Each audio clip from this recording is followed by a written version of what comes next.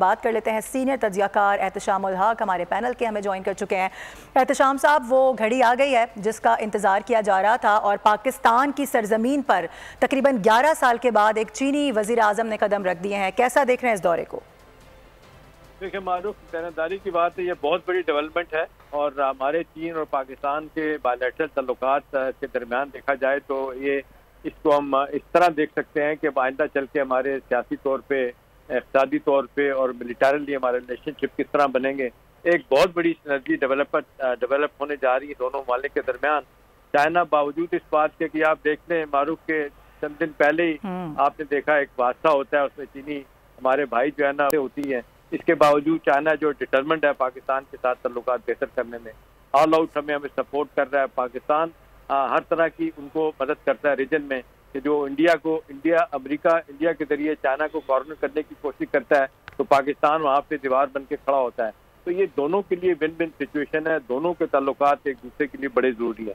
अब दो चीजें मारूफ इसमें बड़ी अहमियत वाली है। एक तो ये है कि देखें ये SCO फोरम के लिए आ रहे हैं। SCO फोरम में बुनियादी तौर पे बायलैटरल तल्लुकात पे बात नहीं होती। आज एक दिन पहले चाइनीज प्राइम मिनिस्टर का आना ये डेफिनेटली ये बात है कि हमारे दो तरफा तल्लुकात पे बात होगी। इसमें CPEC को कैसे आगे लेके जाना है और ये जो 9 इकोनॉमिक इंडस्ट्रियल जोन बनने हैं जिस पर IMF इतराज उठा रहा है उसको हमने आगे लेके जाना है, क्योंकि हमारा सबसे बड़ा इस वक्त मसला ये बन गया है कि दूसरे फेज में CPEC के ये इकोनॉमिक जोन अगर खुदा ना खास्ता नहीं बनते तो हमारा जो एक बड़ा हदफ था कि यहाँ पे एक्सपोर्ट पोटेंशियल इतना बनेगा, फिर हम मिडिल ईस्ट में भेजेंगे, सेंट्रल एशिया में भेजेंगे, जॉब क्रिएशन होगी और उसके बाद पॉवर्टी होगी, उसको धक्का लगेगा। तो उस कॉन्टेक्स्ट में हम देख रहे हैं कि पाकिस्तान IMF को भी और अमेरिका को भी कन्विंस कर रहा है कि देखें ये इनको मत रुकवाएं, इनको आगे चलने दे। चाइना तैयार बड़े से बात हुआ है, उन्होंने भी बहुत लेट किया है इकोनॉमिक जोन को।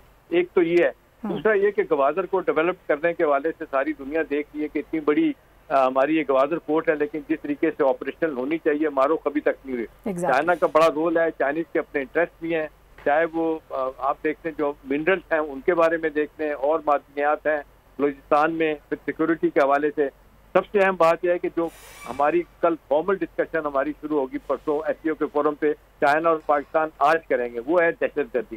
देखिए दहशतगर्दी जो है ना, हिंदुस्तान ने इसको इशू बनाया पाकिस्तान के लिए।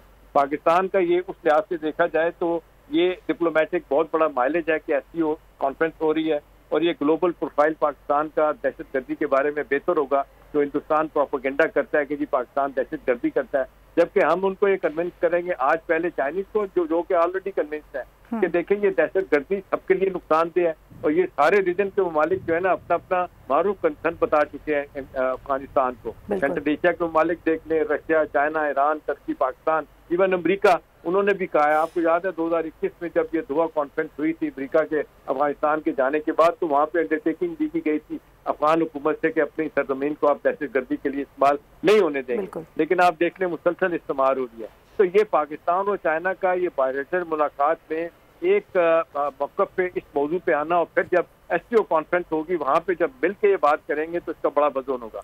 हिंदुस्तान डेफिनेटली इस पे हम देखते हैं दबाव में आएगा और जो रेटरिक पाकिस्तान के खिलाफ उन्होंने उठाया हुआ दहशतगर्दी का, अगर जो दहशतगर्दी वो करवाते हैं, आज देखते हैं न्यूयॉर्क टाइम्स भी, वाशिंगटन पोस्ट भी लिख रहा है कि पाकिस्तान में दहशतगर्दी के वाक़यात पे हिंदुस्तान की भी और जो NTS है अफगानिस्तान की जो सिक्योरिटी की एजेंसी है वो इसमें उनकी इन्वॉल्वमेंट है।